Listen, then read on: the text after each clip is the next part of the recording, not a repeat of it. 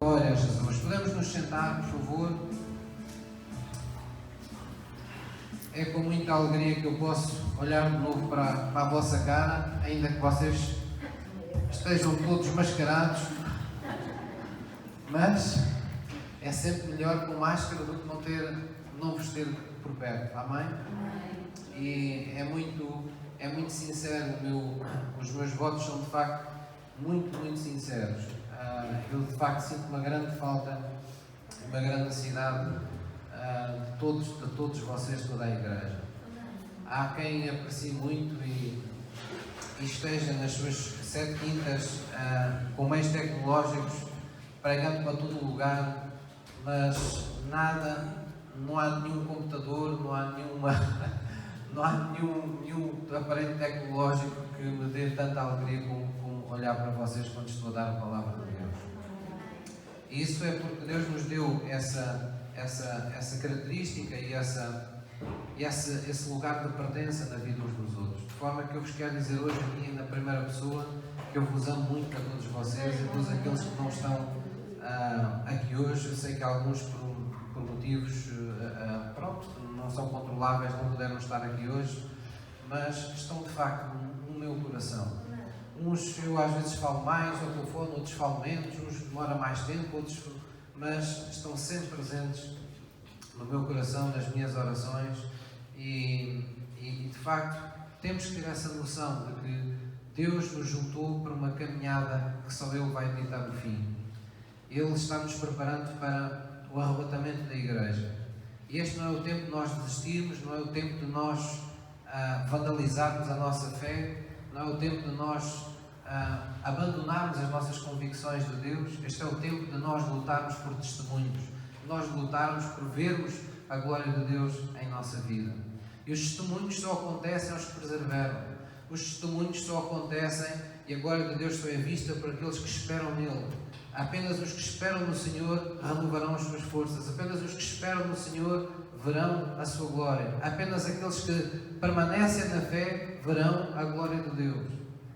E eu sou apenas o irmão mais velho que não cessa de vos chatear, entre aspas, não é? Para que vocês não abandonem o caminho, para que vocês não deixem este Jesus, para que não tornem este sacrifício que nós hoje estamos celebrando num sacrifício vão pela vossa vida. Houve um preço muito alto que Jesus pagou por todos nós. E a melhor forma de nós retribuirmos esse preço não é fazendo um drama, mas é vivendo para Ele. Nós somos aqueles que decidimos viver para Ele. É por isso que tomamos Santa Ceia. Queremos ser sua carne, queremos ter o seu sangue, queremos que a vida que agora vivemos não a vivamos mais nós mesmos, mas que seja Cristo a vivê-la por meio de nós. Posso ouvir um amém? Ora, o louvor pode descer também. Eu gostava que os irmãos abrissem as vossas Bíblias em Êxodo 12. Nós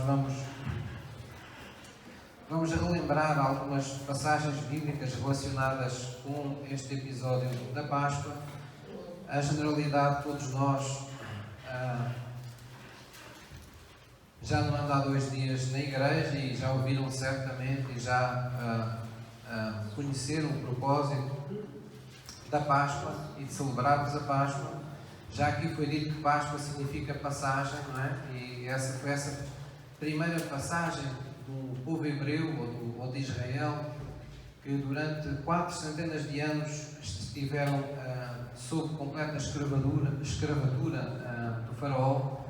Foi a sua passagem de escravos a homens e mulheres livres, pessoas que puderam sair dirigidos pelo seu Deus em direção a uma terra prometida, em direção a uma vida em tudo dirigida por Deus, debaixo da proteção de Deus, abençoada por Deus, onde apenas se faz a vontade de Deus. Amém? E é muito importante nós entendermos a Páscoa, porque isso nos permite entender também e encontrar salvação no sacrifício de Jesus por nós na cruz. Permite-nos nos regozijar na sua ressurreição. Há muitas pessoas que na Páscoa não conseguem tirar os olhos desculpem a expressão, do Cristo morto, não é? Eu compreendo que as pessoas o fazem com devoção, e é óbvio que não podemos nos prezar e olhar e sermos capazes de olhar para a cruz e vermos que ali Jesus foi crucificado por nós, mas é preciso juntar à morte de Jesus Cristo a sua ressurreição, pois o cristianismo é um novo começo, é uma vida que começa. Não foi uma morte sem sentido, não foi uma morte sem propósito, não foi uma morte apenas para nós chorarmos, foi uma morte para haver riso em nós, para que o choro que havia na nossa vida passasse a dar lugar à alegria, para que o pranto desse lugar a vestidos e vestes de louvor e de gozo na nossa vida. Amém? De forma que há toda uma mensagem de esperança na Páscoa para todos nós, daquilo que Deus nos preparou, do caminho novo que Deus nos criou. Em Hebreus 12, no versículo 1 em diante, em todo este capítulo, fala-nos desses episódios que, recordando rapidamente, não é? Sabemos que após essas 400 de anos de escravatura, Deus falou a Moisés naquele famoso episódio da sarça ardente e comissionou Moisés a voltar à terra do Egito, para junto dos seus, e liderá-los nessa libertação do povo, e nomeadamente a ir diante de Faraó e a exigir a sua libertação imediata, para que o povo pudesse seguir o seu Deus. Claro que tudo isto, dito assim, parece que foi tudo muito simples e tudo muito fácil, mas quem se utilizava de mão de obra escrava durante tantos anos e tantas gerações, é óbvio que não iria consentir isto de ânimo leve. Então Deus enviou aquilo que foram conhecidas como as 10 pragas do Egito, foram juízos que Deus fez sobre a terra do Egito, para mostrar que Deus é Deus e que, operando o Senhor, ninguém o impedirá. Então, no anúncio da última praga, a que tocou mais profundamente a todos os egípcios, porque falava da morte dos primogênitos, quer dizer que desde os animais aos seres humanos, naquela terra, Deus iria fazer com que a primeira cria de todos os animais e o primeiro filho de todos os egípcios perecesse naquela mesma noite em que Deus iria, pela proteção do sangue dos cordeiros, dar livramento ao seu povo. Então, naquele instante em que Deus diz a Moisés e anuncia essa última praga da morte dos primogênitos, Ele diz a Moisés: Moisés, eu vou dar ao meu povo um novo começo. Eu vou dar ao meu povo um novo começo. É isso que nós temos que nos lembrar em nosso coração. Há um novo começo para todo aquele que crê em Jesus Cristo. Houve um novo começo para aquele povo, mesmo com todo aquele tempo que ele viveu naquela sua escravidão. Então, aqui em Êxodo 12:1, fala-nos das instruções particulares que Deus deu. Que todas elas, cada uma delas, aliás, é uma sombra profética de factos que Jesus viria a cumprir em seu ministério terreno. Nós hoje não nos vamos esgotar, porque seriam precisas muitas mais mensagens para isso, mas em termos genéricos, nós vamos relembrar estes factos. E diz: E falou o Senhor a Moisés e a Araão na terra do Egito, dizendo: Este mês vos será o princípio dos meses, este vos será o primeiro dos meses do ano. Falai a toda a congregação de Israel, dizendo: Aos 10 deste mês, tome cada um para si um cordeiro segundo as casas dos pais, um cordeiro para cada família. No versículo 5 diz: O cordeiro ou cabrito será sem mácula, no macho de 1 ano, o qual tomareis das ovelhas ou das cabras e o guardareis até o 14º dia deste mês. E todo o ajuntamento da congregação de Israel o sacrificará à tarde. Este 14º dia, o sacrificar à tarde, tudo isto Jesus cumpriu desde o dia em que ele entrou no domingo de Ramos em Jerusalém, até ao tempo que Jesus ficou naquele lugar de sacrifício. Tudo isso correspondia a estes tempos que aqui estão. Este sacrificar à tarde, a mesma coisa, coincidiu também com o sacrifício de Jesus. E diz no versículo 17, aliás: Tomarão do sangue e poluão em ambas as ombreiras e na verga da porta, nas casas em que o comerem. E naquela noite comerão a carne assada no fogo, com pães asmos, com ervas amargosas o comerão. Tudo isto fala dos sacrifícios de Jesus. Fala do vinagre que foi dado a Jesus na cruz, inclusive para que ele tomasse. Das suas dores, das suas pisaduras. No versículo 11 diz: assim pois o comereis, os vossos lombos cingidos, os vossos sapatos nos pés. Quer dizer, vocês vão comer este cordeiro, mas preparados para sair dali para fora, não é? Os vossos sapatos nos pés, o vosso cajado na mão, e comereis apressadamente. Esta é a Páscoa do Senhor. E eu, Deus, passarei pela terra do Egito esta noite, e ferirei todo o primogênito na terra do Egito, desde os homens até os animais, e em todos os deuses do Egito farei juízos, pois eu sou o Senhor. E aquele sangue vos será por sinal nas casas em que estiverdes. Vendo eu sangue, passarei por cima de vós, e não haverá entre vós praga de mortandade, quando eu ferir a terra do Egito. Vamos ler junto o versículo 14. Este dia vos será por memória, e celebrá-lo-eis por festa ao Senhor nas vossas gerações, e o celebrareis por estatuto perpétuo. Amém? Depois, no versículo 29, estamos apenas saltando algumas passagens, nós vemos o que aconteceu. Versículo 29, do mesmo capítulo diz: e aconteceu à meia-noite que o Senhor feriu a todos os primogênitos da terra do Egito, desde o primogênito de Faraó, que se sentava ao seu trono, até ao primogênito do cativo que estava no cárcere, e todos os primogênitos dos animais. E Faraó levantou-se de noite, ele e todos os seus servos e todos os egípcios, e havia grande clamor do Egito, porque não havia casa em que não houvesse um morto. Então chamou a Moisés e a Arão à noite e disse: levantai-vos, saí do meio do meu povo, todos vós, como os filhos de Israel, e ide, servi ao Senhor como tendes dito. Levai também convosco vossas ovelhas, vossas vacas, como tendes dito, e ide e abençoai-me também a mim. E os egípcios apartavam ao povo, apressando-se para lançá-los da terra, porque diziam: todos seremos mortos. E o povo tomou a sua massa antes que levedasse, e as suas amassadeiras atadas em suas roupas sobre os seus ombros. Fizeram, pois, os filhos de Israel conforme a palavra de Moisés, e pediram aos egípcios joias de prata, joias de ouro e roupas. E o Senhor deu ao povo graça aos olhos dos egípcios, e estes lhes davam o que pediam, e despojaram aos egípcios. Depois fala de como eles assim partiram, e o que nós percebemos aqui rapidamente é que Deus trouxe então este julgamento sobre a terra do Egito, mas na proteção do sangue daqueles cordeiros que Deus mandou sacrificar e cujo sangue mandou barrar, fazendo com que o sinal de uma cruz nas entradas das casas, Deus deu proteção, deu salvação ao seu povo. Isto é um anúncio profético daquilo que Deus viria a fazer por meio de Jesus Cristo e daquilo que o sacrifício do Cordeiro enviado por Deus, chamado Jesus, viria nos proporcionar.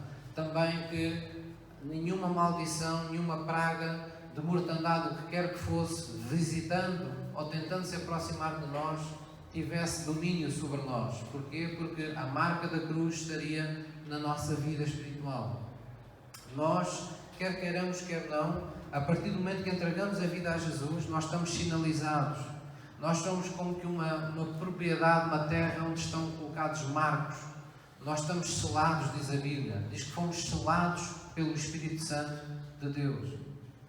Nós somos propriedade de Deus. Por isso é que nós cantámos há pouco: pertencemos a Ti. Nós pertencemos a Deus. Nós não podemos ser roubados, espoliados, derrotados, oprimidos de qualquer jeito, apenas pela vontade de alguém que não gosta de nós, ou por obra de qualquer demónio que por sermos cristãos nos queira prejudicar. Nós não somos vítimas vulneráveis. Nós somos um povo protegido. Nós somos uma geração eleita. Nós somos um sacerdócio real. Nós somos pessoas lavados pelo sangue de Jesus Cristo, impedidos de que o mal impere e domine sobre as nossas vidas.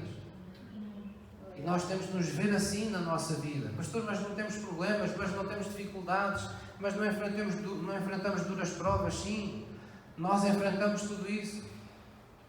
Mas Ser bem-sucedido não é não ter provações, não é não ter dificuldades, não é não ter situações que nos causam, não é não termos desafios para ultrapassar. Sermos mais que vencedores é termos sido escolhidos. Isto é a graça de Deus em nossa vida, não tem a ver com os nossos méritos, não tem a ver com sermos boas pessoas, tem a ver que Deus nos escolheu, Deus nos ungiu. E a partir do momento que nós tivermos a humildade de reconhecer os nossos pecados e de lhe pedir perdão e de caminhar de acordo com a sua vontade, nós conquistamos, pela nossa fé, um direito à sua graça. Nós estamos debaixo da sua graça. Não são as nossas obras que compram, mas a nossa obediência nos coloca debaixo da sua graça. E é disso que fala também o cristianismo, de uma vida de aliança em tudo com Deus. Posso ouvir um amém? Amém. Aquele povo saiu do Egito, de uma terra de escravidão, mas a forma como eles saíram foi sobrenatural. Esta não foi uma saída natural. Eles não pegaram em armas, eles não foram, não houve tráfico de armas e encheram-se de armas e fizeram um motim e andaram aos tiros uns com os outros e foram mais fortes que os egípcios. Não, houve uma mão forte, um Deus sobrenatural. Deus livrou-os, e a Bíblia faz questão de dizer isso, com uma mão forte, os livrou da terra da escravidão, da terra do Egito. Nós temos que nos lembrar que servimos ao Deus Todo-Poderoso, Deus Criador dos céus e da terra. E se alguma coisa em nossa vida nos parece mentira acerca desse poder, nós somos desafiados a ir diante do seu altar e dizer: sim, eu creio em Ti, Senhor. Sim, eu creio em Ti, Jesus, e pertenço a Ti. É isso que nós estamos a fazer aqui. Estamos a libertar a nossa fé. Estamos a mostrar a Deus que o reconhecemos como nosso Pai. Que conseguimos ver nele o nosso Deus da glória. E a Bíblia diz que tudo o que nós conseguirmos ver em nossa fé, o nosso braço da fé possuirá por herança. Porque nós só temos de Deus aquilo que conseguimos ver nele. Amém? Amém. Então a Páscoa trouxe àquele povo libertação, trouxe cura. Já vimos aqui que até as joias dos egípcios eles trouxeram, levaram para o deserto. Houve prosperidade entre aquele povo. Em Salmos, contando acerca deste episódio, diz que entre aquele povo que tomou aquela, vamos dizer, que celebrou aquela Páscoa, não havia uma só pessoa doente. Porque ao estarem debaixo daquele mandamento de Deus, havia cura sobre a vida deles. Havia uma cura sobrenatural de Deus, havia um gozo sobrenatural de Deus, havia uma paz sobrenatural de Deus sobre eles.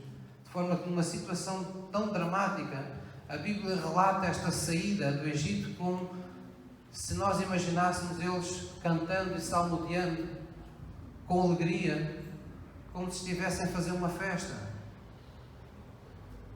Isto é uma coisa sobrenatural.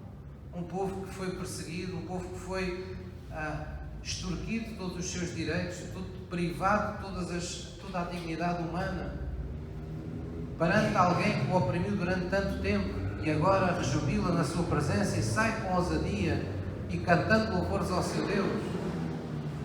Porquê é que isso é assim? Isto fala-nos do poder do Espírito Santo em nossa vida. Fala-nos de ousadia, de uma vida ungida, de uma vida onde nós temos a certeza que Deus é por nós e que ninguém pode ser contra nós.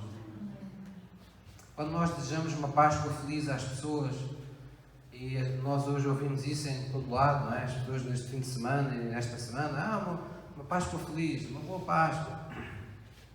A maior parte das pessoas tem um voto sincero que tudo esteja bem com os outros, mas é tudo isto que eu vos estive a dizer que tem que estar no nosso coração quando nós desejamos uma Páscoa feliz a alguém. Que as pessoas encontrem proteção no sangue de Jesus em suas vidas. Que as pessoas possam ser do seu cativeiro espiritual, do seu Egito, dos pecados passados que os amarram, dos problemas da vida que os têm escravizado até aqui. Que as pessoas possam encontrar a sua liberdade, a sua cura, a sua prosperidade, a sua bênção, a sua paz, o seu gozo no poder do Espírito Santo em Cristo Jesus. É isso que deve estar no nosso coração quando desejamos verdadeiramente uma Páscoa feliz, seja quem for. Posso ouvir um amém? Então os israelitas, eles de geração em geração, conforme aqui lemos, porque foi dado um estatuto perpétuo a israelitas, hebreus, conforme queiram chamar, eles celebraram de geração em geração essa Páscoa. E porquê é que eles faziam isto? Primeiro porque Deus tinha mandado, mas também porque nesse mandamento de Deus estava implícita a vontade de Deus de que ninguém das gerações futuras esquecesse o livramento que Deus havia dado àquele povo. De forma que quando Jesus está em seu ministério terreno e quando chega à ocasião da Páscoa e que Jesus se dirige ao templo, estas festividades ainda se estavam fazendo. Naquela geração era a ocasião da Páscoa. Havia todo um ritual, vinham milhares de judeus de todas as partes que vocês possam imaginar. Parecia uma marcha, não é? De milhares de pessoas que se juntavam no templo para as festividades. E aquelas festividades, para os judeus, era uma coisa que se fala pouco hoje nos dias de hoje. Não é? As pessoas não têm... Nós conseguimos imaginar, vão ao templo, pensamos, vão a uma igreja, uma igreja qualquer, ou um sumo sacerdote fazer lá umas coisas. Não era um ritual muito próprio. Aquilo era um auditório gigantesco, onde milhares de judeus que vinham, muitos deles não traziam os animais com eles. Então, às portas dos templos, eles compravam, do templo, aliás, compravam esses animais a pessoas que os comercializavam, os vendiam à porta do templo para esse efeito, para o sacrifício. Cabritos, machos, não é? De um ano, sem mancha, ou cordeiros. E o que é que eles faziam a esses animais? Eles entregavam aos sacerdotes para que fizesse parte do culto do domingo deles. Eles entravam todos trajados com vestes brancas, alvas, como a neve. E à porta havia quem verificasse se a roupa de todos eles estava efetivamente branca. Tudo isto tem significado espiritual. Lembram-se? Sem santidade ninguém verá ao Senhor. Eles tinham que entrar com aquelas vestes irrepreensíveis, não podia ir ali um pingo de nada, de terra, do que fosse. Aquelas vestes tinham que ir irrepreensivelmente brancas.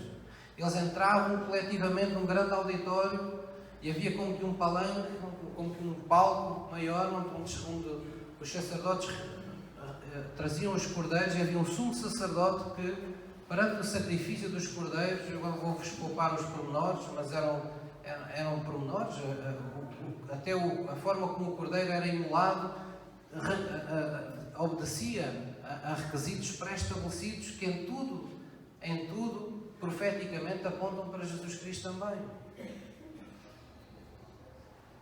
E resumindo, esta parte maior carnificina, não é? Quando o sumo sacerdote olhava o isso, não é?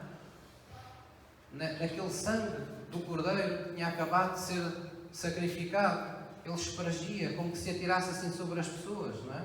Aquele movimento que nós ainda hoje vemos na Igreja Ortodoxa ou em igrejas católicas, em determinados rituais, em que eles também vão consagrar ambulâncias e vão consagrar isto e aquilo, não é? É baseado nisso. E naquele tempo era isso que se barrava no sangue e salpicava-se, lançavam-se salpicos em todas as direções. E estavam ali aquelas pessoas com aquelas vestes brancas, à espera que um salpico ou vários salpicos caíssem nas suas vestes, e quando caíam eles sentiam os pingos de sangue na sua veste branca e logo começavam pedindo perdão dos seus pecados a Deus. E este era o cerimonial que eles tinham no templo. E tudo isto fala de Jesus Cristo. Tudo isto fala e anunciava o que Jesus viria fazer por todos nós. Posso dizer uma mãe? Talvez vocês digam, pastor, mas o que é que isso tem a ver connosco? Um auditório, matar assim tantos animais, isso não está na nossa cultura. A Bíblia diz lá, com todas as letras, na palavra de Deus, diz que se nós somos de Cristo, somos descendência de Abraão. Diz em Efésios, inclusive, é que nós, em Efésios 2, diz que nós, como povo do Novo Testamento, fomos feitos com o povo do Velho Testamento, os judeus, um só povo pelo sangue do Cordeiro.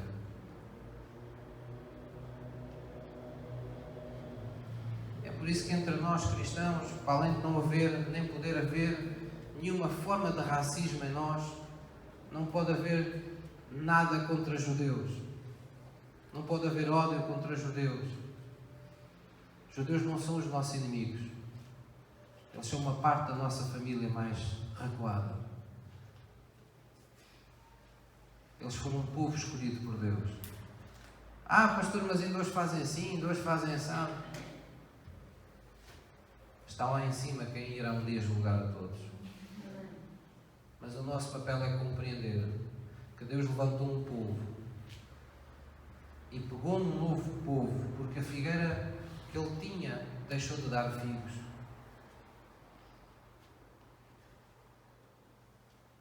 A sua figueira Israel deixou de dar figos. E Deus levantou um novo povo de todas as congêneres, todas as raças, tribos, povos, nações, do Ocidente, de todas as partes.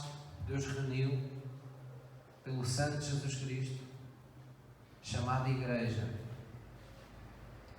E nós somos parte dessa Igreja, desse povo que Deus santificou. Amém? Amém. Quando João Batista estava batizando e Jesus veio na sua direção, ele diz que fitou os olhos nele e disse: eis o Cordeiro de Deus que veio tirar o pecado do mundo. E é assim que nós o devemos ver. Isaías disse algo semelhante e poderoso, mas sem o ver fisicamente.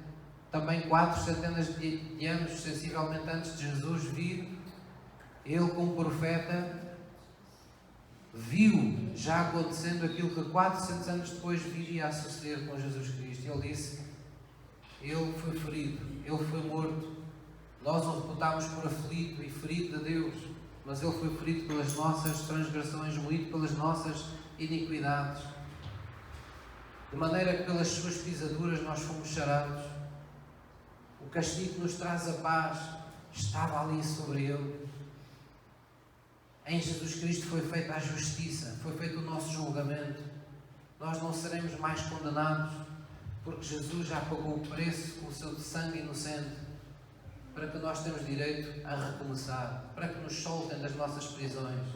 Ele levou cativos os cativeiros que haviam pendentes sobre a nossa vida espiritual, para que você se possa levantar na sua fé, sabendo que os seus pecados foram perdoados, sabendo que o Espírito da graça está sobre si, operando em todo o tempo que você crê nele, em Jesus Cristo, sabendo que tem favor divino, sabendo que tem graça de Deus, tem misericórdia de Deus sobre a sua vida. O que é que isso significa?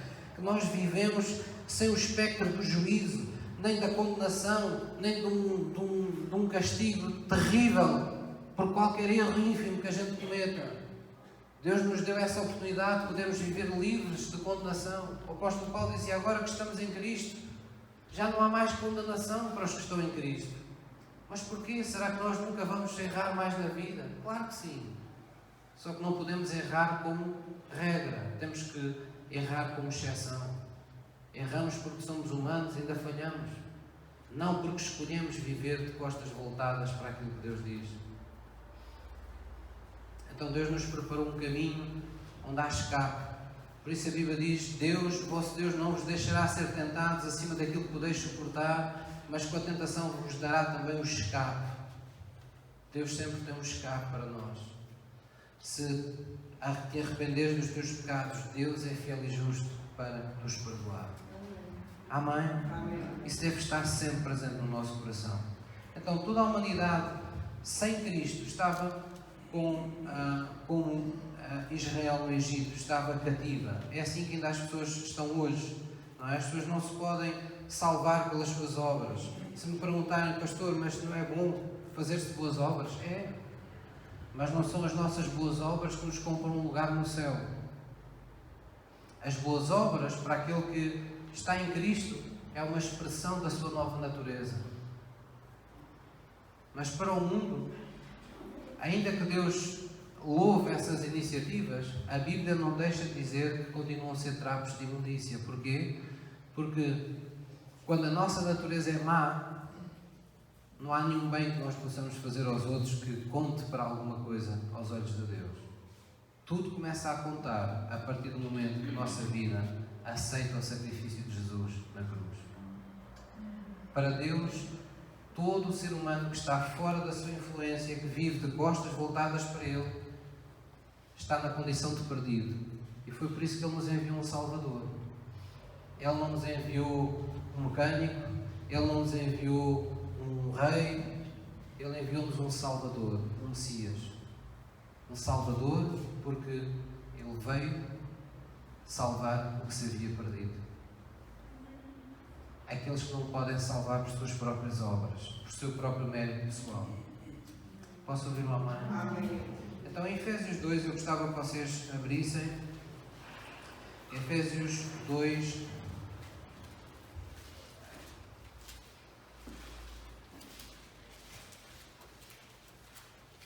Efésios 2:11. Há várias passagens que nos recordam, ou que os apóstolos recordavam à igreja de onde é que eles tinham vindo e como eles estavam separados de Deus e agora estavam mais perto e agora estavam numa condição diferente.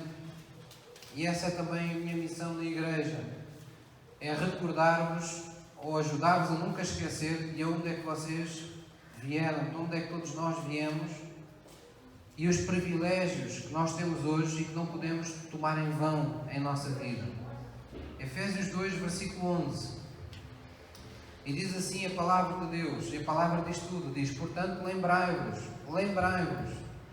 de que vós, noutro tempo, erais gentios na carne, e chamados incircuncisão, pelos que na carne se chamam circuncisão. Quer dizer, vocês não estavam em aliança com Deus.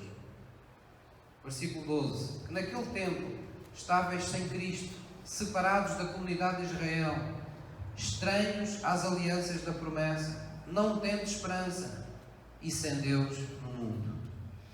Mas, diga comigo, agora em Cristo Jesus, vós que antes estáveis longe, já pelo sangue de Cristo chegastes perto.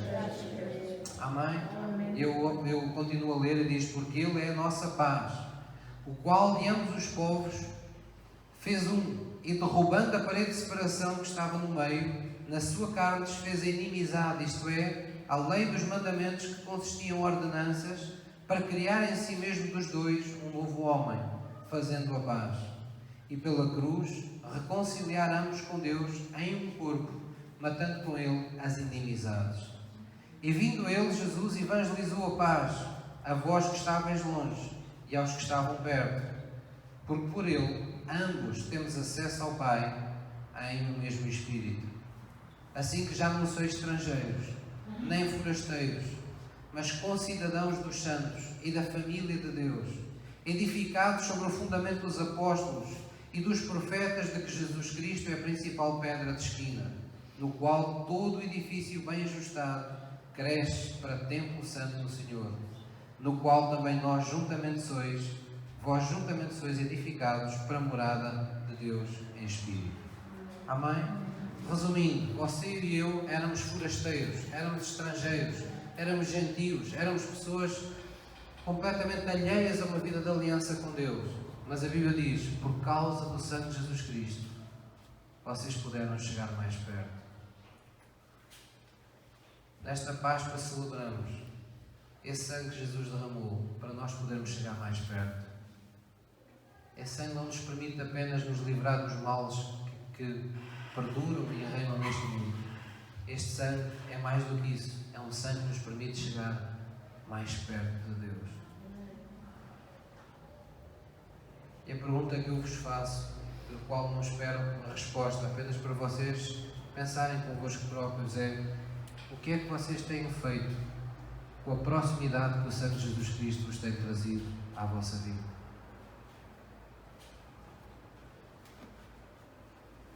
É disto que trata o cristianismo.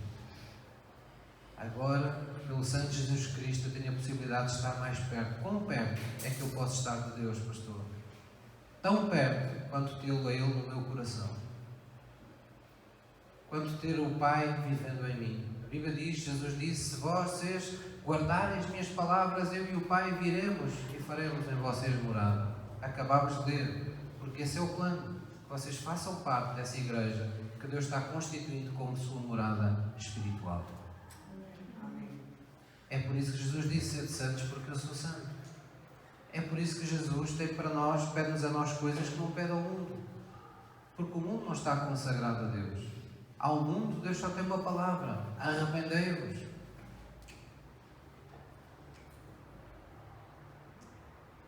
Mas para os que já se arrependeram e receberam Jesus, o que é que Deus diz? Consagrai-vos, aproximai-vos, buscai e encontrareis. Batei à minha porta, ela abrir-se-vos-á. Pedi e dar-se-vos-á. Porquê é que podemos pedir e ser-nos logo dado? Porque o nosso Pai é o dono disto tudo. Você vivesse num palácio ou num reino onde o rei fosse o seu pai, todos os súbditos que lá estavam, por mais hierarquias que houvessem, você queria correr para o seu pai, eles todos, quem é que se queria meter com o filho do rei? Não é? Todos queriam ser amigos do filho do rei, todos queriam deixá-lo passar, todos queriam, olhavam para o filho e pensavam, é melhor fazer o que ele quer, não vamos desagradá-lo, porque ele afinal de contas é o filho do rei. Sabe uma coisa? Os demónios reconhecem quando nós vivemos como filhos do rei.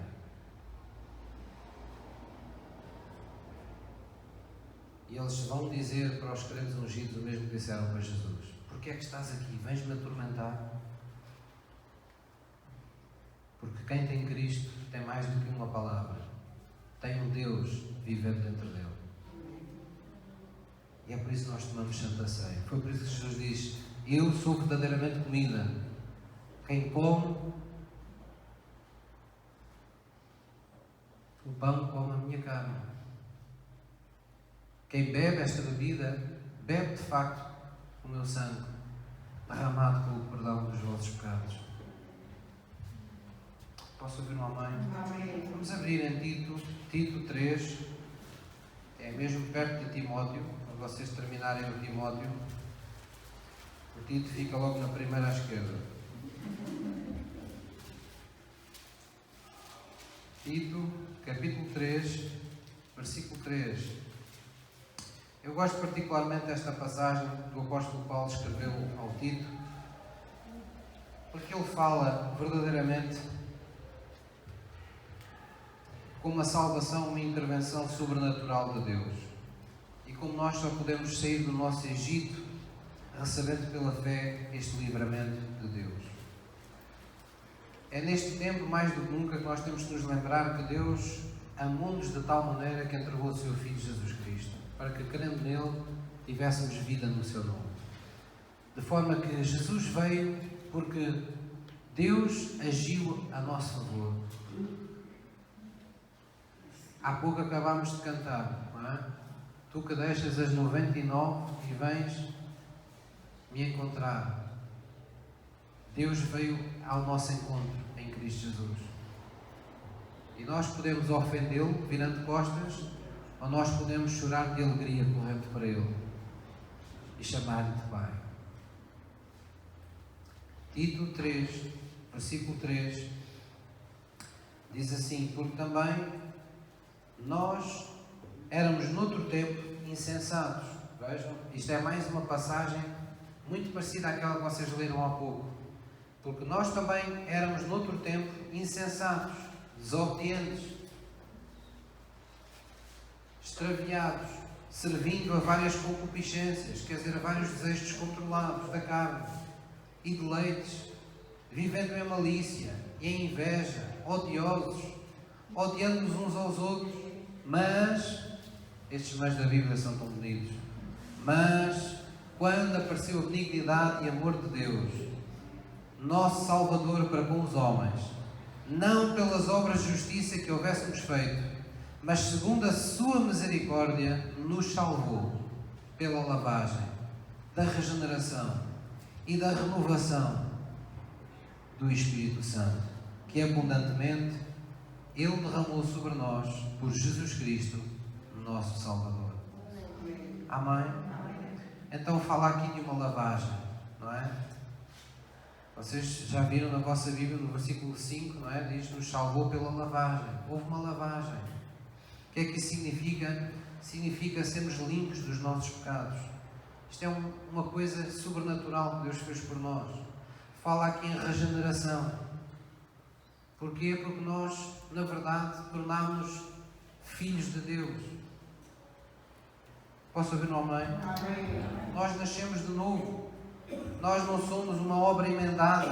Às vezes nós pensamos assim, pensamos que Deus entrou na nossa vida e pronto, Ele conseguiu aqui remendar aqui umas coisas, não é? Vais lembrar aquele carro, não é? Que estava todo remendado, todo, não é? Chegou uma portagem, aquilo abanava por todo lado, igualmente a portagem disse: são 70 cêntimos. Ele disse: vendido. Assim parecia a nossa vida, não é? Nem nós a queríamos. Quem é que sabe do que é que eu estou a falar? Muitos de nós tínhamos vidas sem Cristo, nós nem queríamos viver com a vida que tínhamos. E alguns pensam que quando Jesus entrou, Ele veio pôr uma massinha nos espaços, veio dar aqui uma remendadelazinha aqui, uma remendadelazinha acolá. Não, Ele veio regenerar-nos. Nós nascemos de novo. Aquela pessoa que existia, que você era, se ainda não morreu, ainda tem que morrer. Porque tem que ressuscitar uma nova pessoa em Cristo Jesus. Há uma regeneração.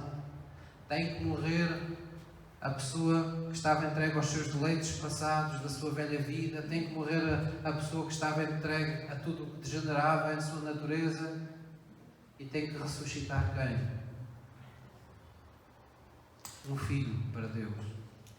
Alguém que reconhece que Deus é seu Pai. Alguém que tenha orgulho em Deus. Dizer: eu sou cristão. Não tenha que se esconder daquilo que acredita. Então, há uma salvação, há uma regeneração. E a Bíblia também fala que há uma renovação. Já viram na vossa Bíblia? E da renovação. Porquê a renovação? Porque nós agora somos uma nova criatura.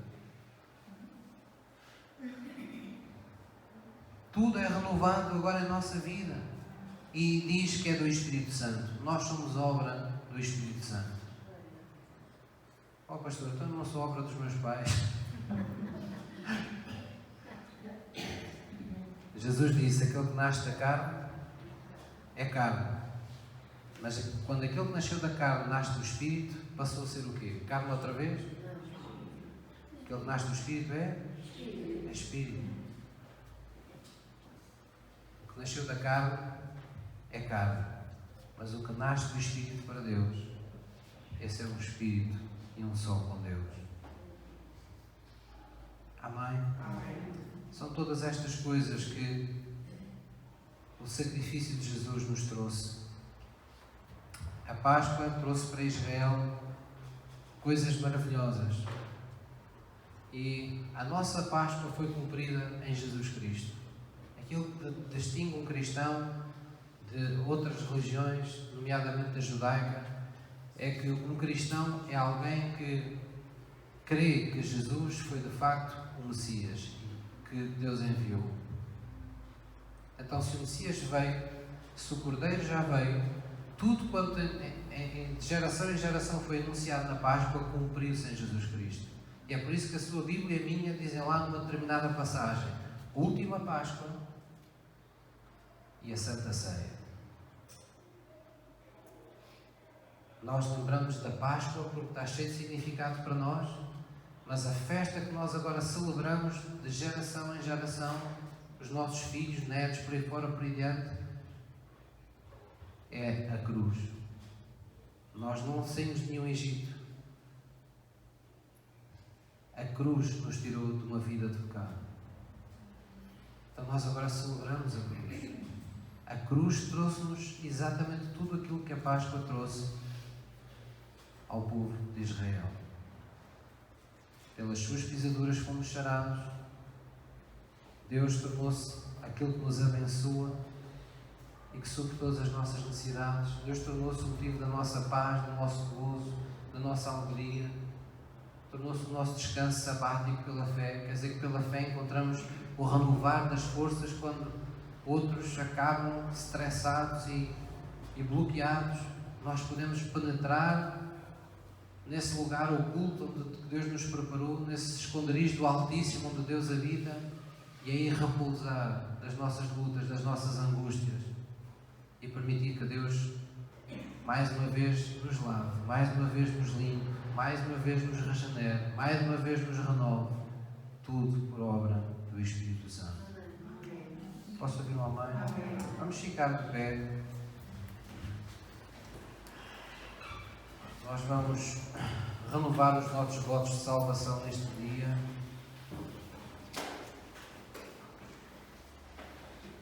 Antes de tomarmos a Santa Ceia, o louvor pode subir, nós vamos baixar a nossa cabeça e pensar um pouco em Jesus. Nós vamos dizer mais uma vez, e aqueles que nunca o fizeram têm a sua oportunidade de dizer hoje pela primeira vez, de aceitar este sacrifício que Jesus fez por si. Aceitar que o juízo que estava sobre os pecados da sua vida, esse julgamento já aconteceu, já teve um réu, já foi condenado. Em seu lugar alguém que era inocente, mas não houve nenhum erro com a justiça. A Bíblia diz que fez-se justiça à maneira de Deus. Agradou a Deus, diz a Bíblia, a enfermar o seu único Filho Jesus Cristo, para nos ter a todos nós na sua companhia. Deus não só não perdeu o Filho que tinha, mas juntou àquele que ressuscitou toda uma família que pela fé passou a ser família de Deus. Amém? E nós vamos ter essa oportunidade de nos colocarmos à sombra dessa graça, reconhecendo esse sacrifício por nós. Você deseja isso no seu coração? Solenemente diga assim comigo: querido Deus, é no nome de Jesus, na tua presença e perante as testemunhas na tua igreja, eu quero declarar mais uma vez, como eu creio em ti, Senhor, como eu creio no meu coração, que Jesus morreu por mim na cruz do Calvário e ressuscitou ao terceiro dia para me apresentar diante de ti, livre de culpa, de condenação, justo, santo, irrepreensível pela sua graça. Obrigado, Pai, pelo perdão dos meus pecados. Pois eu reconheço, perante a evidência do teu amor, eu não viverei mais para mim mesmo, mas eu quero viver contigo e para ti, Jesus. Vem, pois, habitar no meu coração. Apossa-te de mim, Senhor Santo Espírito. Implanta em mim o teu querer, o teu desejar. Faz com que a minha vida seja um palco de testemunhos maravilhosos, de momentos de superação, de verdadeiros milagres, para que em todo o tempo eu viva no gozo de que pertenço a ti, de que sou filho do Rei, de que tu estás sobre mim em todo o tempo para mostrar o brilho da tua glória. Em o nome de Jesus.